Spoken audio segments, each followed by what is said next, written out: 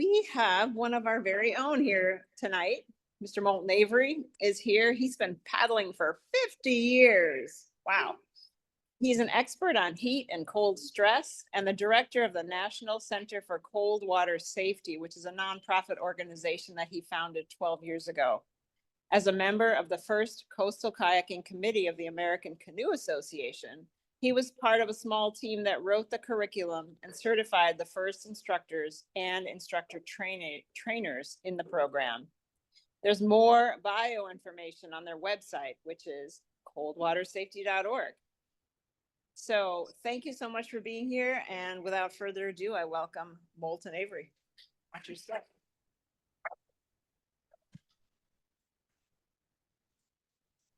Thanks so much, Patty. I really appreciate Jim and Patty putting this whole thing together. They got in touch with me about 3 weeks ago, and they said, okay, we're going to do a dry run, which I so appreciate, because if the tech doesn't work, then I'm just really making it up when I go along, and this 45 minutes turns into 2 hours. So thank you guys for making it mercifully short. So welcome to building your Coldwater safety net. I'm going to make a lot of reference, hopefully not too many times, to the website on the bottom there. It's easy to remember. It's coldwatersafety.something. And if you type in com or org, it'll take you right there. Next slide.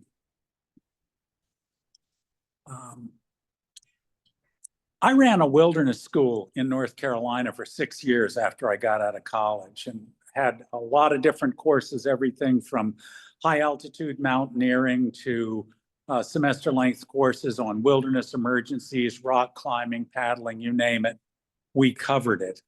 And during that time, one of the things that was really apparent to me is that outdoor adventure has a whole bunch of different survival challenges. And a lot of them are specific to the discipline. So rock climbing has its stuff,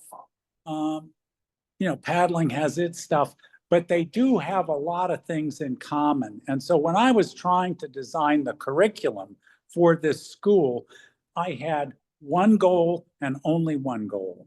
And that was, I wanted to make sure that regardless of what Mother Nature threw at my students, they would be safe and comfortable.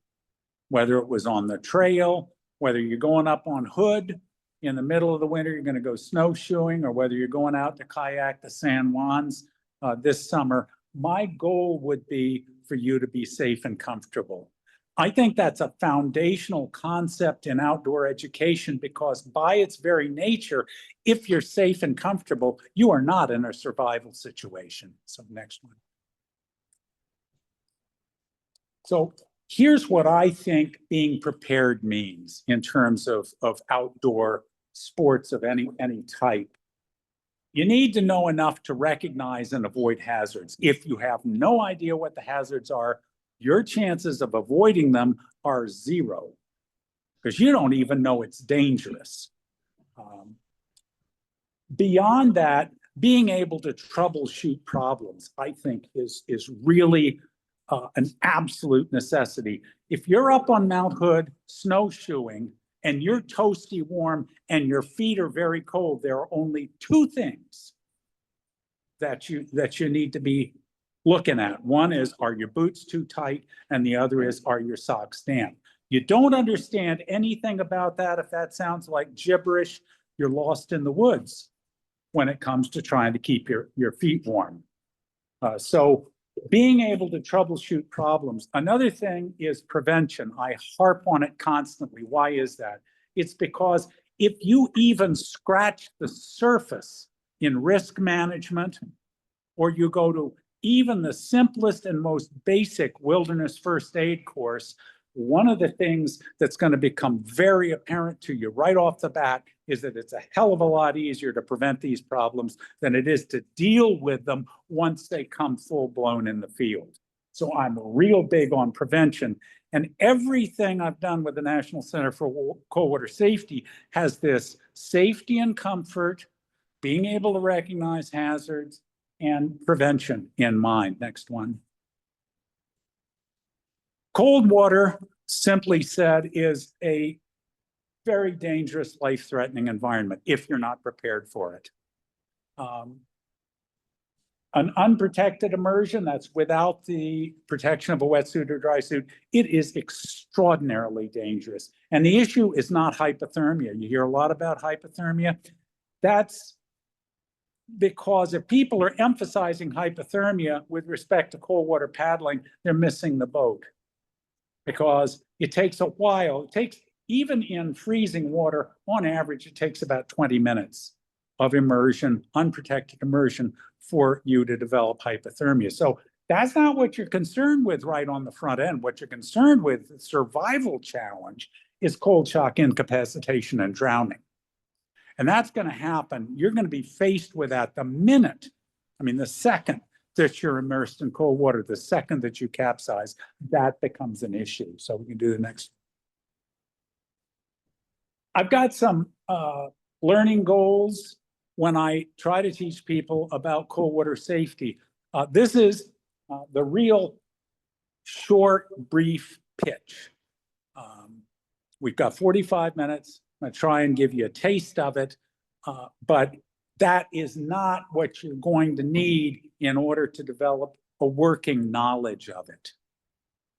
You don't have to be an expert to have a working knowledge, but you do have to be familiar with the material. And that, regardless of what you're doing in life, that's true. So in this particular case, what I'm going to do tonight is I'm going to help you define cold water, understand why it's dangerous, and give you a peek at what's involved in building a good, solid, reliable cold water safety net for yourselves as paddlers. You're lucky. We've got a very robust resource for you. It's the National Center for Cold Water Safety website. If you were there 3 years ago and you come back today, you'll be stunned because I took a year to completely redo the site, put it on a new platform, ton of new information, easy to navigate. We can do the next one. So starting at the top of the list, just a brief peek at what is cold water. We say treat any water temperature below 70 Fahrenheit with caution. That's the point at which I would say you definitely need thermal protection. But to put that into perspective, I think it's really helpful to look at some basic temperatures. So let's start at the top, 99.6. That's your core body temperature. Your core is essentially brain, heart, lungs, kidneys, vital organs, everything except your lower abdomen and your arms and legs. That's your core temperature. If you take your temperature with an oral thermometer, it reads about a degree lower. That's where we get 98.6. You drop it down a little bit more and not a whole lot. So basically 3.5 degrees below that, you are in a situation that a doctor clinically would say this person is hypothermic. So the medical definition is anything below 95 degrees. One of the reasons for that is because they want to give it a little space, but also because by the point that you get down to 95, your cognition starts to be affected, as well as a whole bunch of other stuff. But that's the rationale behind 95. 91 is your resting skin temperature. So if you're in a room where it's neutral, it's not too warm, it's not too cold, it's a little Goldilocks room, you're in there, you measure your skin temperature, it's going to be about 91 on average. That's why 85 Fahrenheit water feels cool when you get in it. 85 Fahrenheit air feels warm. The water doesn't. It feels cool, noticeably cool, because it's that much colder than that 91 degree skin temperature. Now, here's where it starts to get really interesting.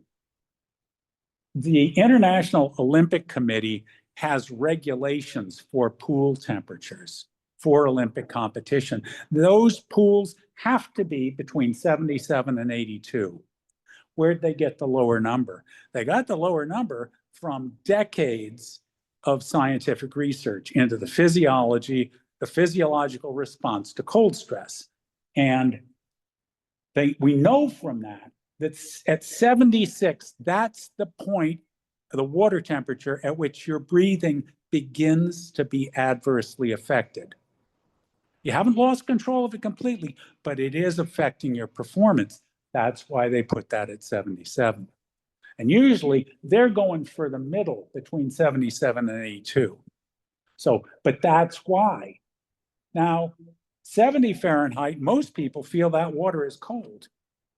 You get ice water swimmers, they would disagree, but they're a different breed of people. They're well acclimatized and they have plenty of experience. But for most of us, 70, that water is going to feel cold. U.S. Coast Guard defines cold water as starting at 70 degrees. Weirdly enough, the American Canoe Association defines it at 60, and American whitewater is even more hopelessly lost in the woods and out of step.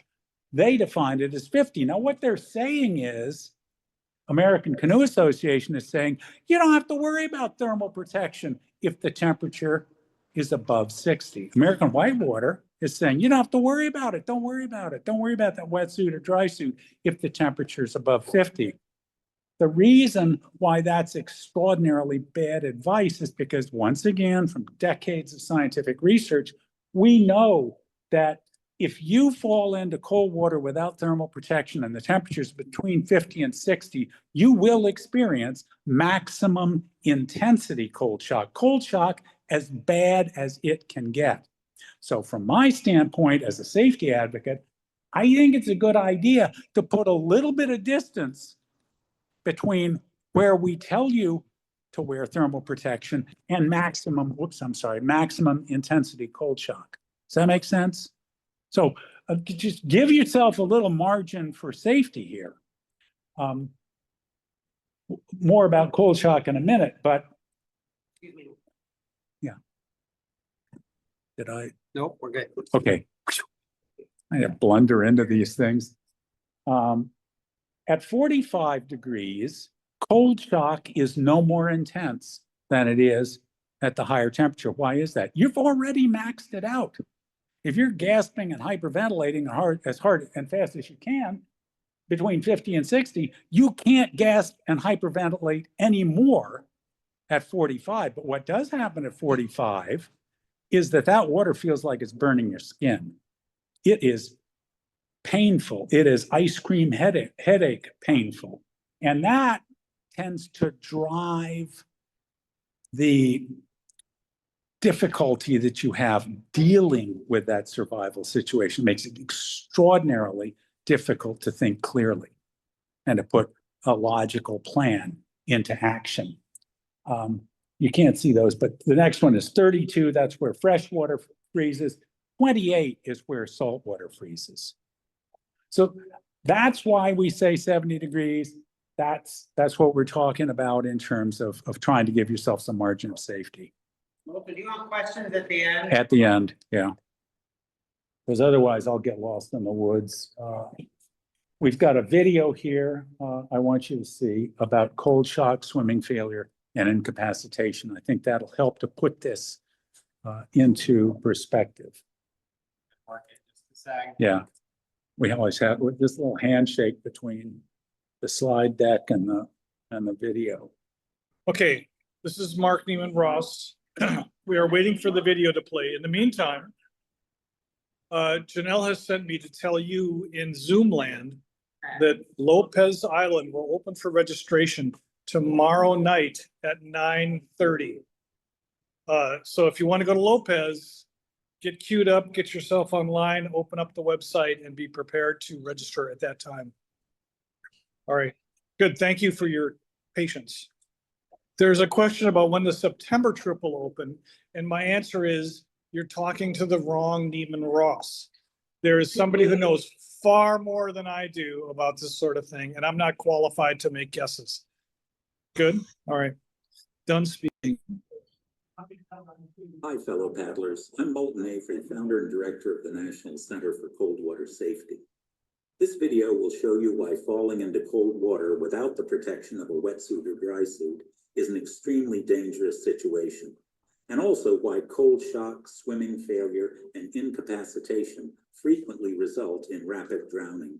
even for people who are considered good swimmers.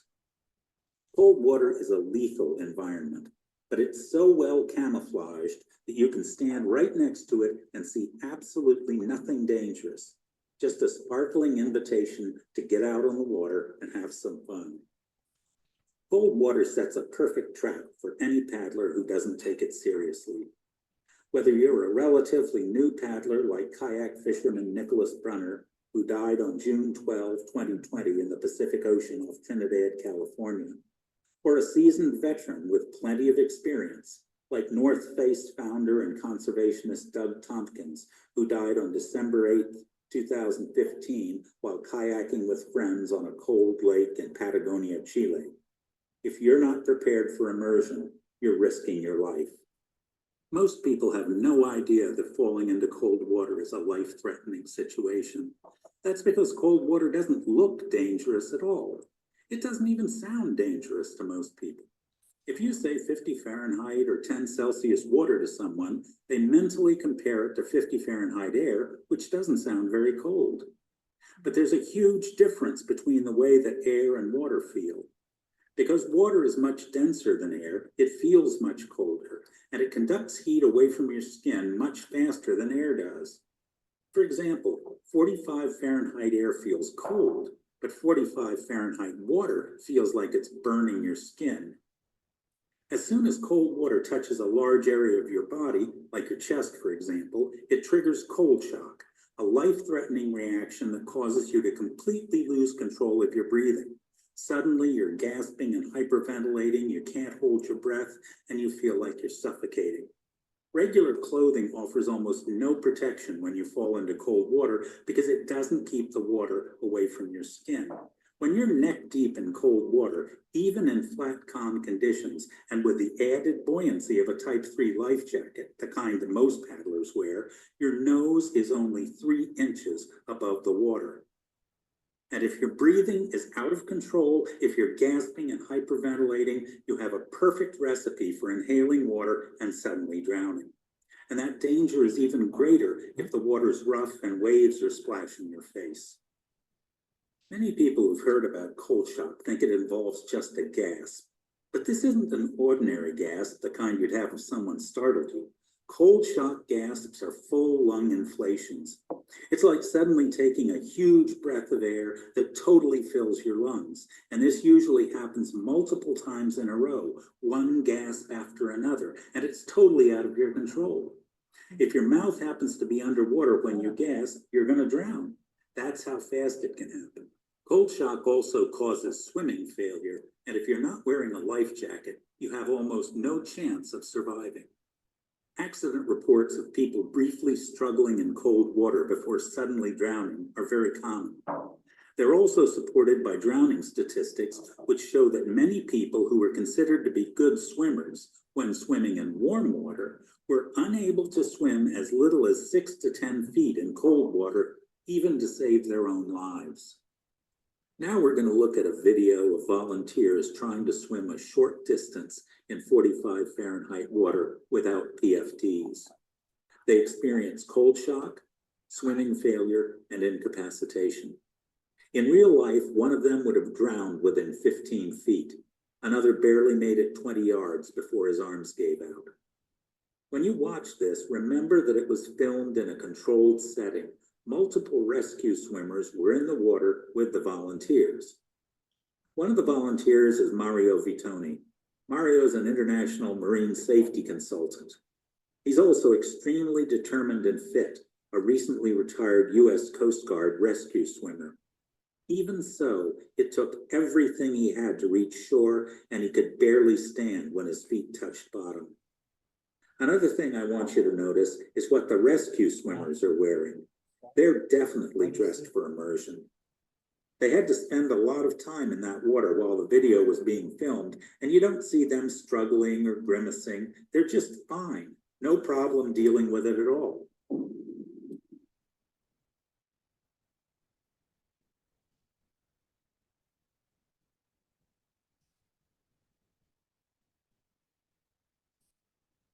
Can't breathe, if you have no control, but I think with the rescue swimmer calming you down, at some point, like, your body just goes numb.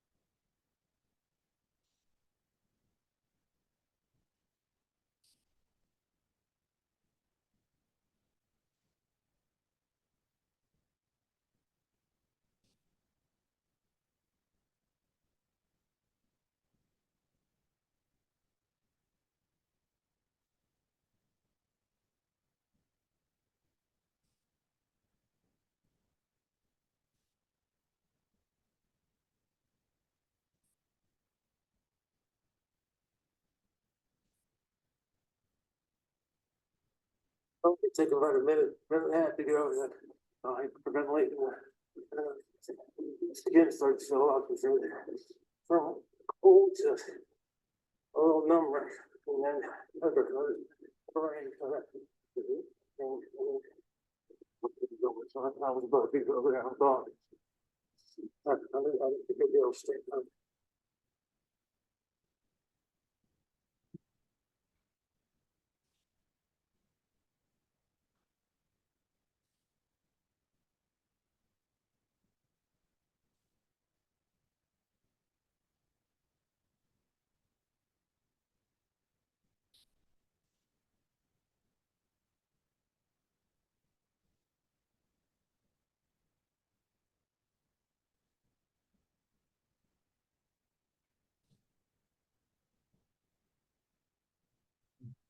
Tap the phone again, Moulton. Tap the phone so you can speak. Great. Okay. All right. You notice how they couldn't put their faces in the water? You just can't do it. And so they're doing this. And you notice they slow down, they become more vertical in the water. That's characteristic of swimming failure. And they're doing this. You're getting that, the head's coming up, even though the water level hasn't changed, but head's coming up because they feel like they can't get enough air. So this is a absolutely terrifying situation if you're not dressed properly. It will rattle your cage. People often that I speak to investigating accident reports, they'll say they're having nightmares 3 weeks, 4 weeks, a month, 2 months later. They go in the garage and they see the kayak and they get a really sick feeling. That's because that's the way your body responds and makes a channel for something that's so dangerous where you know absolutely, with absolute certainty, that you almost died. And the body, your mind has a special compartment for that stuff. It wants you to remember that vividly so that you don't ever let it happen again. So things I want to just emphasize here in terms of key points: total loss of breathing control, gasping, hyperventilation, difficulty holding your breath. That varies. In a lot of studies, some of the people could hold their breath for 3/4 of a second. Now, in a situation, if you're one of those people, you're going to gasp while your head's underwater. That's it. You've drowned. Some people can hold their breath for 3 seconds, where normally they might be able to hold it for 45. So, and driving this whole thing, pushing, is this feeling of suffocation. You're getting more than enough air.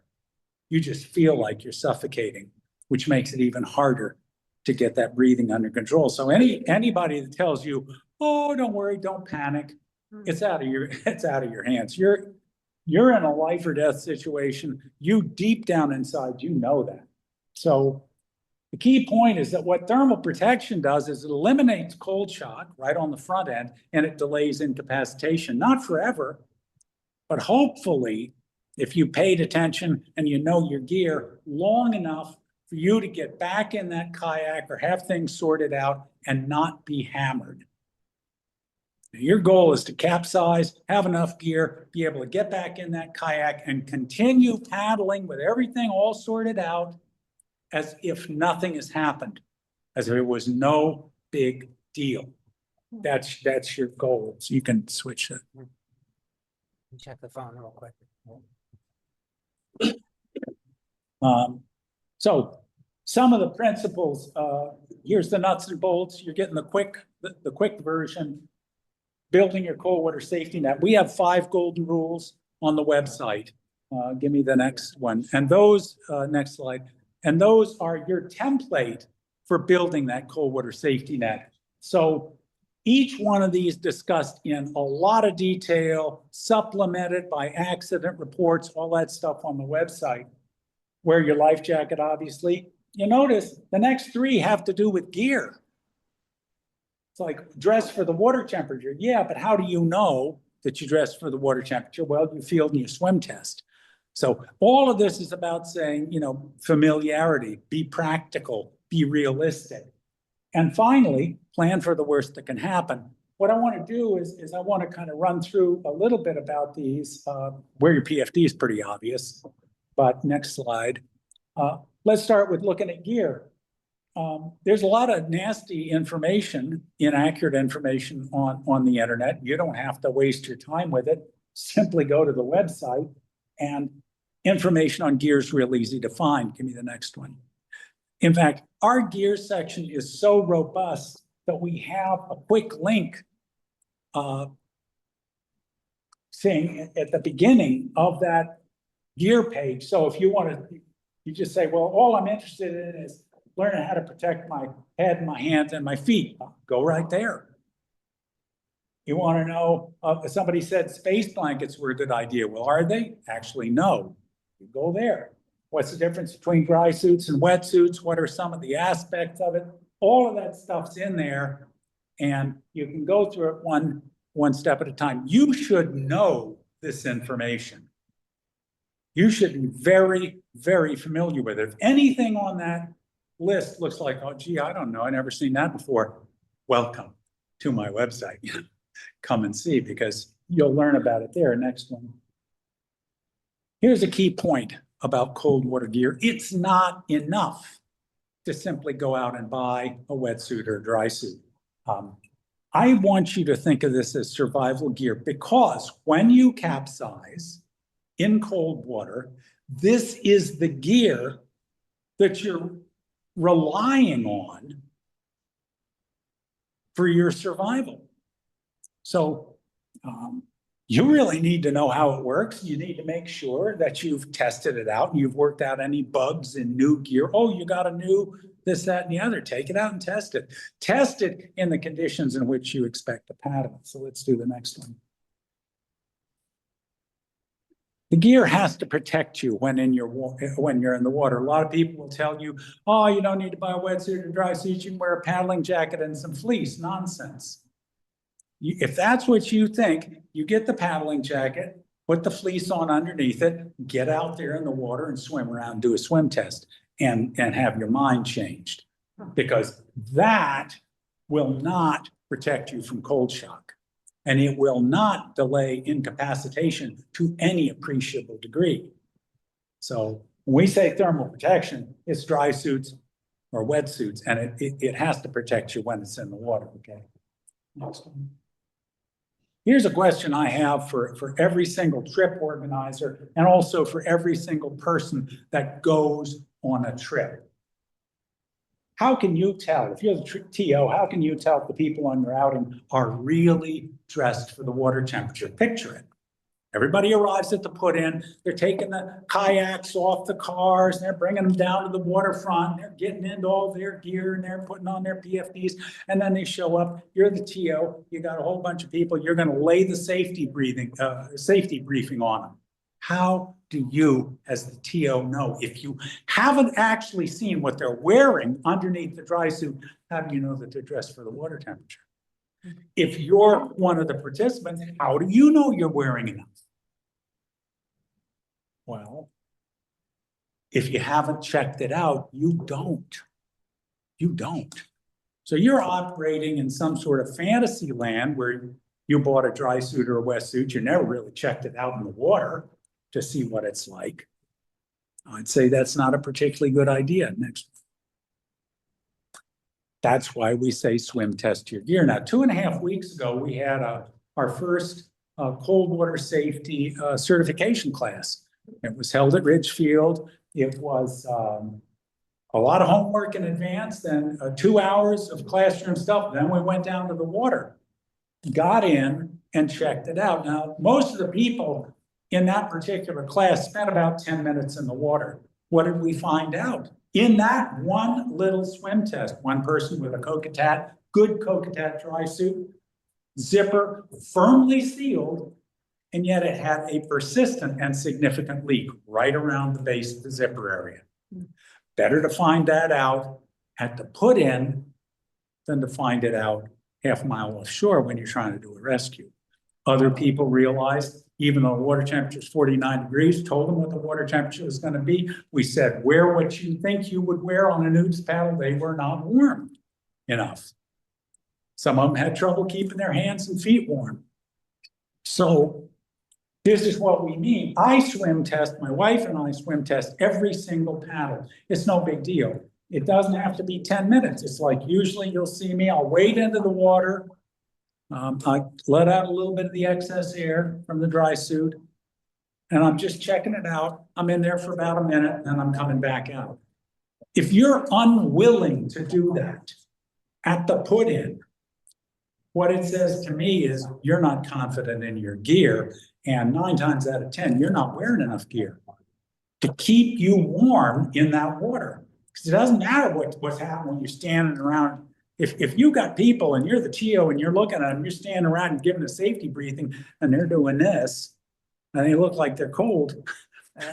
Believe me, they're not dressed for the water temperature. They don't have enough to keep themselves warm standing on shore, let alone if they capsize. So let's do the next one. This is what I would say. You stand on, you're cold in a dry suit, it's at the lunch break or it's at the put in. What it says to me is you're not wearing enough insulation, because the cold stress challenge that you face in the water is far more severe than the cold stress challenge that you face in air. I will say, I am never too hot or too cold on my paddles. I'm not. I'm comfortable. I'm safe and I'm comfortable. And that's because I use my gear and I use the environment around me to make sure I'm not too hot and I'm not too cold. We can do the next one. Another pet peeve I have, I go online and I read an article or I see a video, and the whole idea is the author of that video or the article is trying to communicate to you what they say are the essentials of cold water. The 7 essentials that you need for cold water paddling. I saw, I kid you not, one article where number 3 was down booties. Oh. But I would say, what's missing? What's missing from this list? PFD, nowhere to be found. What else? Dry suit.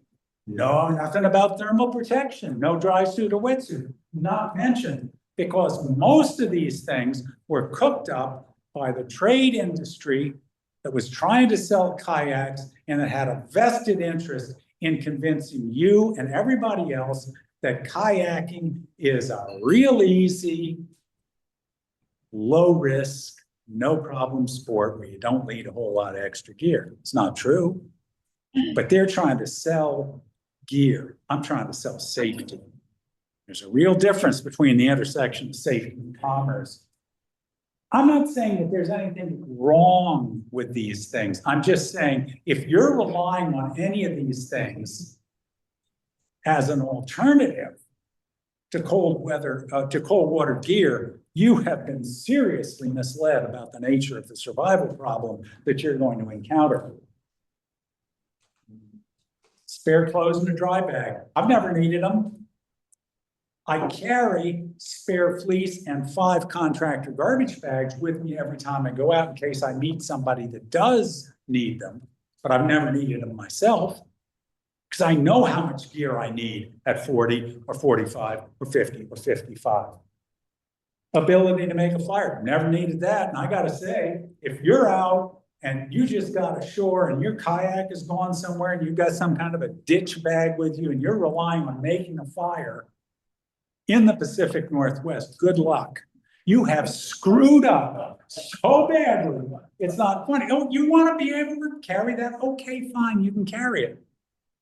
That's fine. Leave a float plan with somebody. What usually happens? I read hundreds of accident reports. What usually happens? They say they're going to be back by 4. They capsize at 2. 4 o'clock rolls around. Is the person going to call 911 at 4 o'clock? They never do. They're always, oh, well, maybe this, maybe that. You're lucky if they call by 5:30 or 6. By that point, you've been in the water for hours. And 6 o'clock, when they made that 911 call, that's not when you're rescued. You'd be lucky, really lucky, if the Coast Guard or somebody finds you within 2.5 hours. Usually it's 4.5. You can't survive that long. You simply can't. So this is the problem I have with this kind of list, is it's delusional, it completely misrepresents the nature of the survival problem. Not that any one of these things is bad, but they are definitely not an alternative for thermal protection. Okay, next one.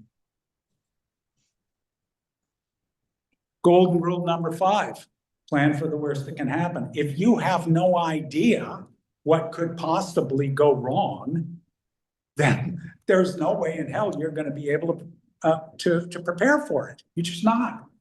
And so we divide this, and again, separate section, very robust on the website with links to articles, videos, so forth and so on. We divide it into 3 categories: cold water, adverse weather, and hazardous waters. We also have 25 close calls and fatalities that we analyze on the website.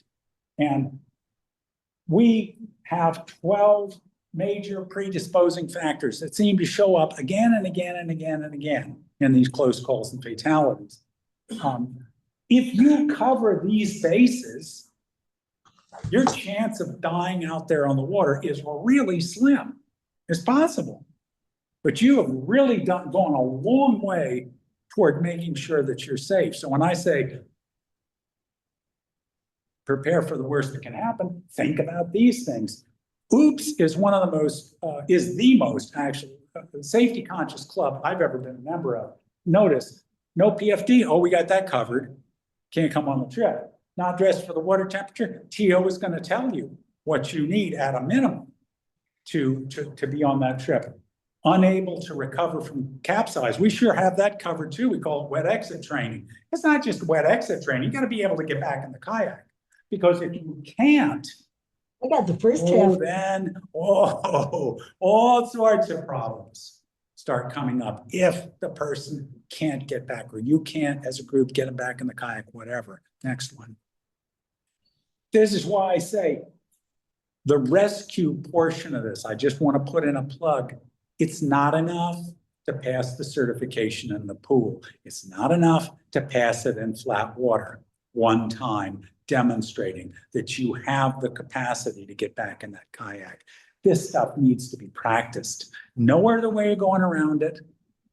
No other way of doing it. It's important. And I tell you, if I'm the one that comes up and I'm the closest person capsized, I'm the closest one, so I go over to help them with that rescue, I can easily tell within the first 15 seconds whether or not they've practiced those rescues. Because the ones that have practiced, we're like, water's out of the boat, bring it alongside me. How do you want to do this? They say, I'd like to do a heel hook. I'm like, okay, I'm going to drape myself over here. I got your kayak stable, holding on to the deck lines. You go for it. Boom, they're in. They don't have to think about it. They've done it enough that it's instinctive. So this is, and you better practice in conditions. Don't make the mistake of having that pool rescue and then saying to yourself, oh, I can go out here to the Narrows in February when the water temperature is 42 degrees.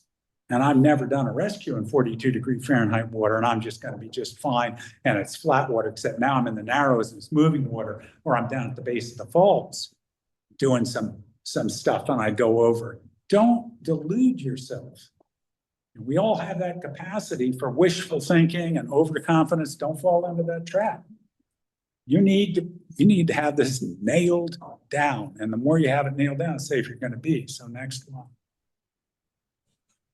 I'm not going to go, we're running a little short on time. I'm not going to go into detail on, get back up on. This is a graph or a chart or an image from one of our accident reports. 4 kayakers, 1 fatality.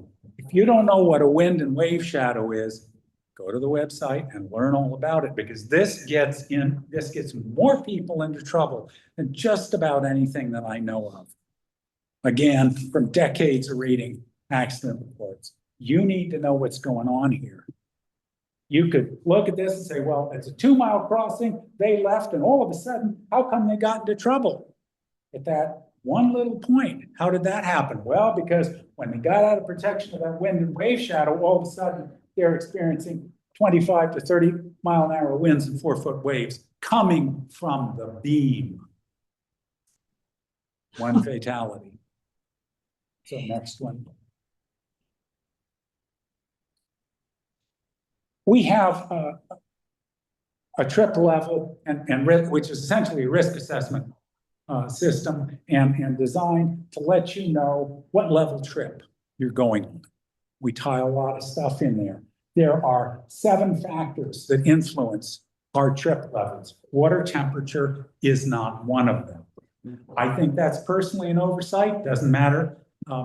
You should pay attention to it. Because if you think that it's the same going up to Willamette Narrows at 40 Fahrenheit water temperature as opposed to 55, you are seriously mistaken. You capsize in that 45 Fahrenheit water, that little wool hat you were wearing comes off. Your hands weren't quite as well protected. You lose the use of them before you can do the rescue. Oh, it's a mess. It's an absolute mess. So you should take that into consideration. You should know how to go and find the water temperature and make sure that your gear and your skills are up to the test there. So let's do the next one. Very briefly, tomorrow is going to be great, right? 80 Fahrenheit, and yet the water temperature in the Columbia River is 52. It's like getting up to 58 in the Willamette in the maximum intensity cold shock range. So people will tell you, oh, you can't wear that thermal protection, you'll overheat. What that says to me is they don't know what they're talking about. Because again, it's heat and cold stress. These are these 2 twin survival things that you need to be aware of. Do the next one. There's a video on the site you can go to and look at that.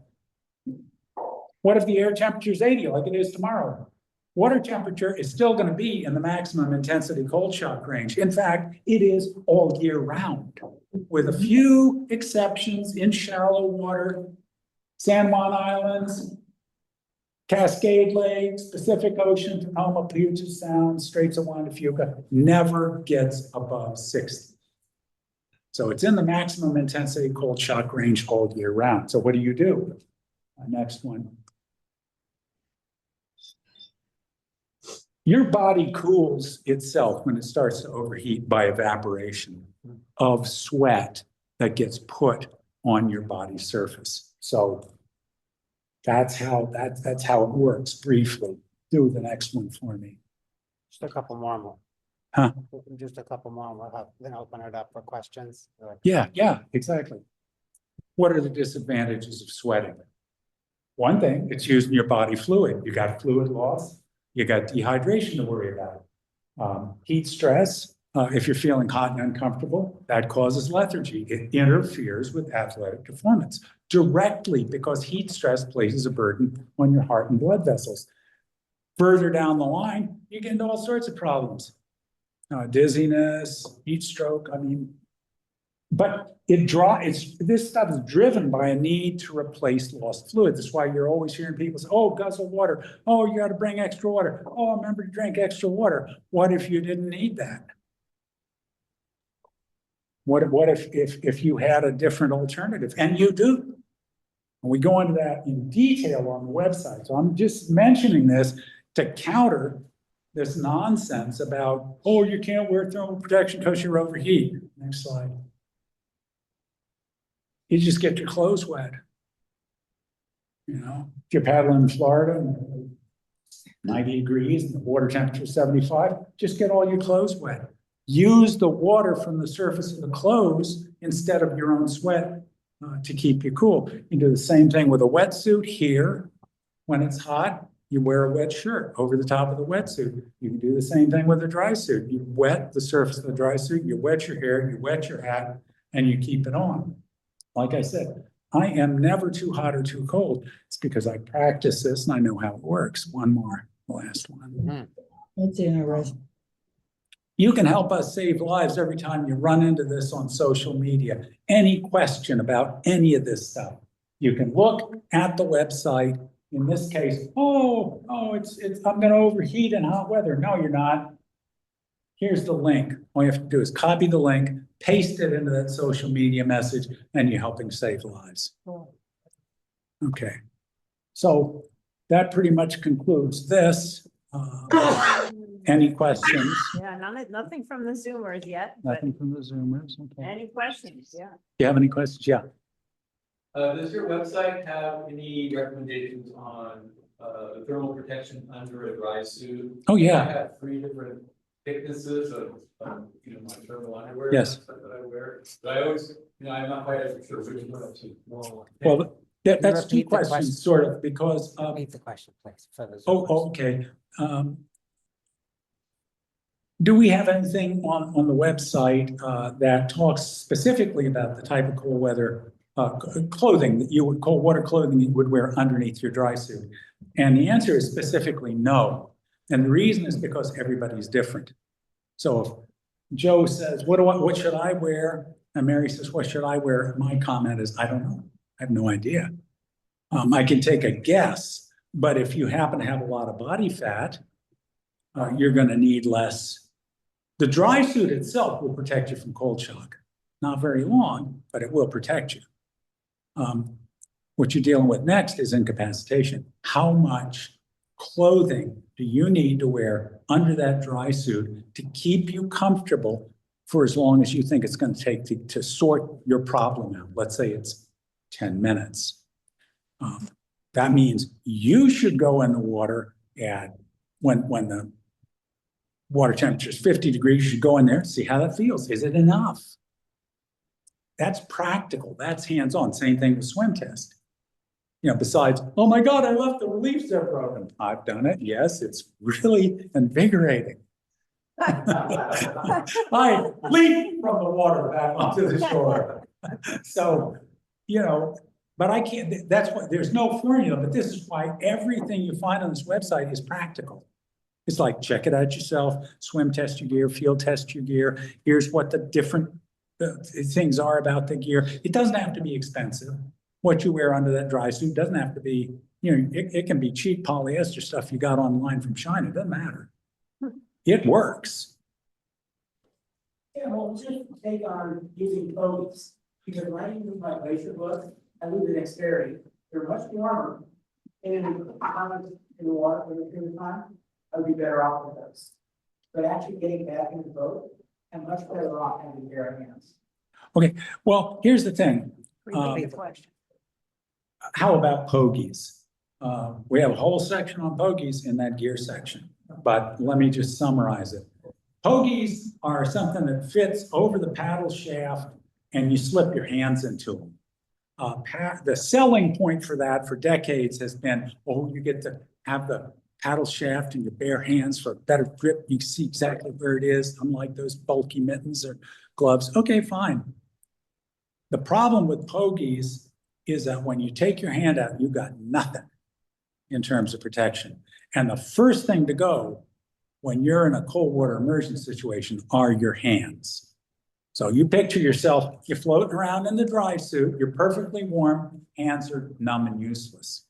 That's the hazard. Or the hands get so cold that it's hard to manipulate things. So I would say, sure, if you want to use pogies, go ahead. They don't work well on a Greenland pattern, but they are designed to work on a straight shaft Euro. So go ahead, use them, just wear a lightweight Neo liner glove underneath them. Another thing to check out with gloves if you have trouble keeping your hands warm is, are they too tight? Because you got latex gaskets that are doing their best to cut off your circulation. And you put the neoprene gloves on top. You know, I do the same thing with neoprene mittens. I will wear a lightweight Neo liner under there in case I have to take my hands out, you know, to get back in the kayak or reattach the spray skirt, whatever I have to do. But you learn by practice. In other words, it's, does your gear work? And if you're going to use the pogies because they work better for you, fine, just give yourself some margin for error and wear those gloves underneath it. We need two more. One online and one in the room. Yeah, I got one, I think it's a comment from online. It's, can you, do I need to go up then? Yeah, I'll just read it and then you can put it in the mic. Yeah. You put different things on under your dry suit and wade into the water to see if it's enough. I guess she's answering maybe Tom's Oh. question. Okay. Well, she's saying that how you figure it out is Fine. you put on different combinations of stuff underneath your dry suit, wade into the water and see if that's enough. Yeah, that's essentially it. Yeah. And it's practical. It's hands-on. Everybody should do this. It seems self-evident, and yet how many people do it? One more question. Yeah, one more. We One can do more in the one. room. One more. But I know the TOs, when they post a trip, they'll say whether it's wetsuit, dry suit, or no. What is the water temperature cutoff point between the wetsuit and the dry suit? You can wear a wetsuit right down to 32 degrees. As long as it's snug fitting, it will prevent cold shock. How long it delays incapacitation, on the other hand, depends on how thick it is. So when I was paddling back on the East Coast, before dry suits were available, I have a two-piece wetsuit. The Farmer John's are 7 mil, and the long sleeve shorty is 7 mil. That's 14 mil of neoprene around my core. It's a little boingy, you know, there's a little resistance when I'm paddling, but when we're doing an 18-mile crossing of the Chesapeake Bay and the water temperature is 35 in the middle of the winter, and there are no VHF radios or cell phones, you know, that's what we thought. And we would bring hot water bottles, prime the wetsuit. If the wetsuit doesn't fit snugly, it's not going to work well at all. But it is perfectly serviceable in very cold water. So this idea that, oh, below 50, you know, whatever, you have to have a dry suit. That's the dry suit manufacturers doing a real good job at marketing. But it does not represent reality. Yeah. So, and, add on to what Tom was saying. When TO proposed the trip, and that section says minimum required, right? And that's the TO's recommendation for what you wear. That's right. It's up to you what you wear. If you say dry suit, or if you say wetsuit, TO says wetsuit, there's nothing to stop you from wearing a dry suit. That's right. Right. That's right. And I would say you take those recommendations as you know, a guideline. But don't abdicate, don't make the mistake of abdicating your own responsibility for your personal safety to somebody else's statement. You should look up that water temperature at that location and see what it's gonna be. And from your own personal experience, dressing and testing your gear, you should know how much gear you need. So, you know, there are plenty of outfitters in the San Juans who will take people out. They don't care. You know, you see them paddle along, life jackets unzipped, nobody's wearing thermal protection, but it's maximum intensity cold shock in the water. Do they get away with it? Yeah, they do most of the time. But when they don't, somebody dies. And you don't want that happening on your trip, your watch, or with any trip that you go on. You don't need it. So go to the website, please, you know, read up on it and make sure that you have a working knowledge of this subject, because I promise you, it's going to make your life a lot more, your trips a lot more safe and comfortable if you do. So thanks so much. I appreciate you. Thank you, Moulton.